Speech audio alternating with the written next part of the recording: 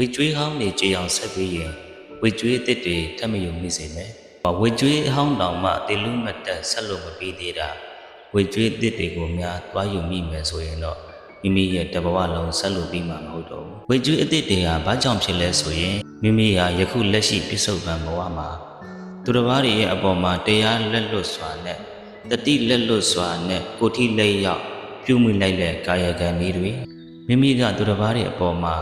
ငါကသူ့ထက်အရာရာမှတာလွန်တယ်စီစဉ်ဥစ္စာသူ့ထက်ချမ်းသာတယ်သူ့ထက်ငါမြင့်တယ်ဆိုပြီးတော့သူတစ်ပါးရဲ့အပေါ်မှာကြမ်းတမ်းစွာအပေါ်စီးကနေပြီးတော့ပြောဆိုစိတ်ရည်ခဲ့တဲ့ဝစီကံတိဟုသောအကုသိုလ်ကံလေးတွေ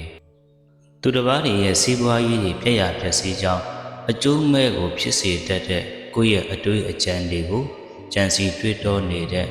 မကောင်းတဲ့မနောကံတွေ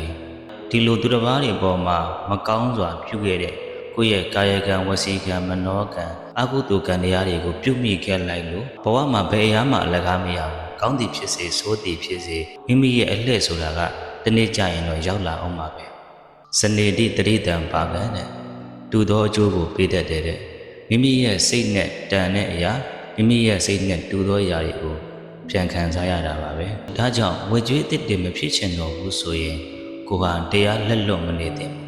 ကိုယ့်ရဲ့ကာယကံကိုယ့်ရဲ့ဝစီကံကိုယ့်ရဲ့မနောကံတွေမှာ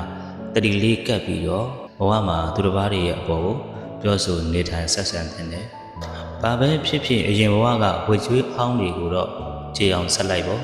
ဘာလို့လဲဆိုတော့ဒီဝေကျွေးဟောင်းတွေဆိုတာကလည်းပဲကိုလှုပ်ခဲ့တဲ့အကုသိုလ်ကံတွေကိုပဲကိုပြန်ခံစားရတာလေ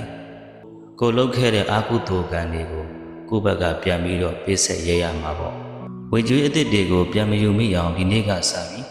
ကိုယ့်ရဲ့စိတ်နှလုံးသားထဲမှာသူတော်ကောင်းတည်ဟုသောစိတ်ထားတွေ